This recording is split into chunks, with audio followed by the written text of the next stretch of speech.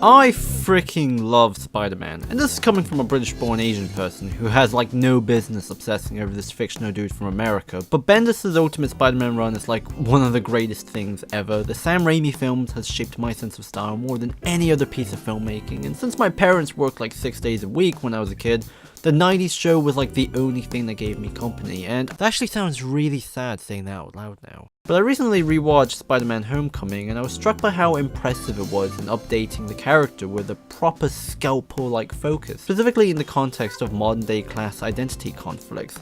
Now the movie has like 6 writers, so the artistic intentions can be questionable, but despite all the rewrites that must have happened during production, there's a coherent thread that's kept here, and I think it's totally worth examining. I mean, look at this. You got aliens. You got big green guys tearing down buildings. When I was a kid, I used to draw cowboys and Indians. Actually, it's Native American, but... The very first shot spotlights the entire central conflict of the movie brilliantly, which is the theme of identification, specifically in relation to massive social changes. People whose imaginations formerly idolized the old American West, but now currently looks up to superheroes, and this draws a contrast between the changing values and attitudes that tether identity into a context. The world's changing. Now everyone wears tights and fights crime, or commits crime, or fires blue lasers.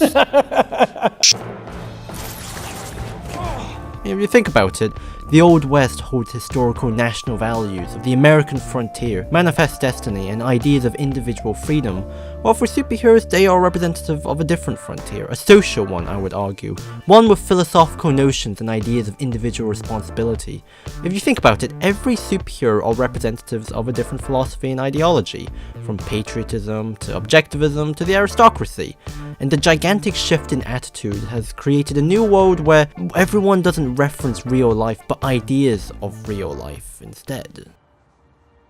But a thing isn't beautiful because it lasts. It's a privilege to be among them.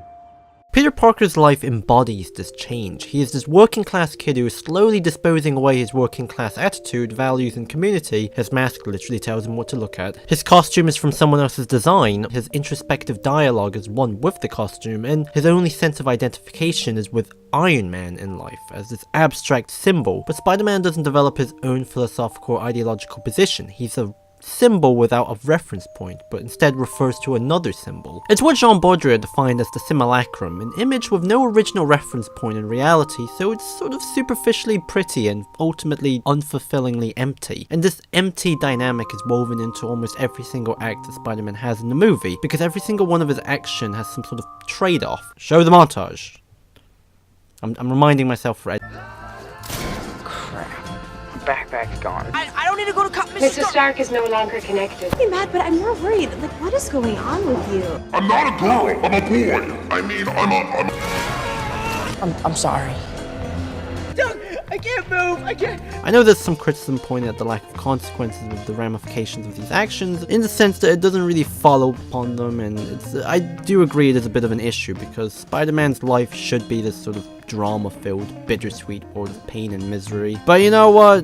I would argue that it's not that there's no consequence, it's just that there's no drama associated with it, because this Peter Parker doesn't care. He's completely out of tune with his environment. It's not until he loses his costume, that the symbol that tethered him to his idolized point of reference, that his world crumbles around him, and I think that's the point. He's like a balloon tied to another balloon. I don't think that metaphor made any sense.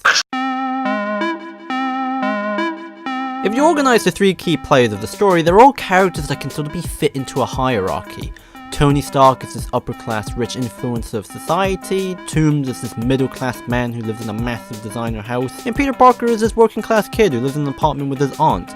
Every character lives in each other's shadow, but each member also identifies themselves differently in a completely non-linear way. Toomes, despite being a formerly working-class guy who turned into a middle-class person, still associates himself with working-class values, and the movie deliberately dismantles his entire position constantly by showing him as this destructive force, irreverent with the reality of his actions on working-class communities. Stay in school, kids. Stay in school. Otherwise, you're gonna end up like me.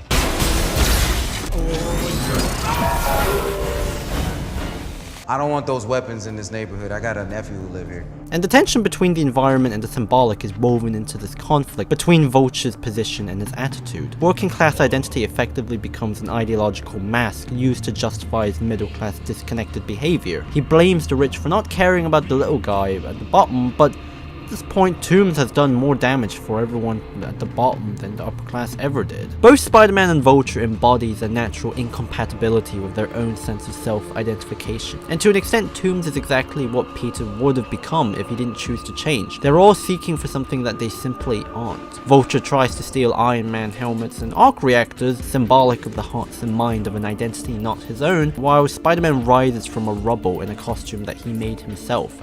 Somebody's gotta look out for the little guy, right? A class dynamic is spotlighted here, where the modern turmoil of unhappiness is from a shallowness of symbolic concerns, disconnected from the struggle of reality. I didn't realize how poncy that sentence sounded. We're sort of at an epoch right now, where seemingly everything is adjusting itself to fit in a new world order. Looking at things superficially has sort of become the new norm these days in first world countries, and I think Spider-Man Homecoming is a subject to a changing grand view of our understanding of class dynamics, and I think it shows us a pretty beautiful adjustment of what we need to find valuable in society. The only way to reconcile this world of misrepresented private identity is to retether what your identity means in relation to not some abstract symbol, but by environmental values that physically shape it, because Homecoming shows us that this is the one true resource to truly grow your own symbolic meaning. So basically, Spider-Man Homecoming is a really good version of the guy who learns to be his own man sort of story. But I like Spider-Man 2 more.